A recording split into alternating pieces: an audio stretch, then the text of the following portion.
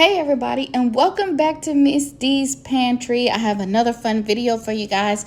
Before we get this video started, make sure you like, share, subscribe, hit that bell button. So let's talk about cutting meat against the grain.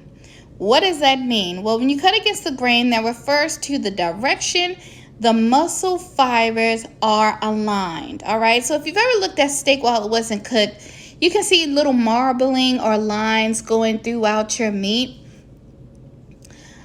When it's cooked, certain steaks, you're not able to see the grain that we're talking about here.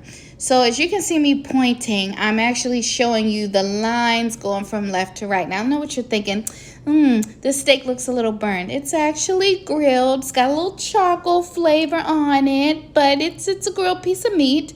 So what you're gonna do is when you identify where the lines in your meat are, and in this case, mine, I'm using a sirloin, so they are going from left to right. You're going to cut against that. You're not going to cut it parallel, meaning if your lines are going from left to right, you're not going to cut left to right. You're going to cut up and down.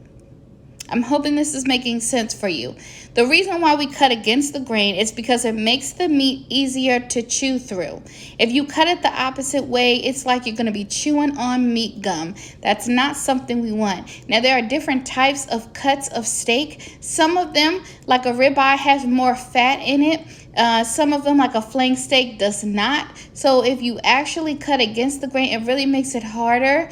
So before you cut, you want to let your meat rest, which just means to let those juices redistribute back because they loosen up through the cooking process. You want to let that rest, okay? And then after you do that, you cut right against the grain.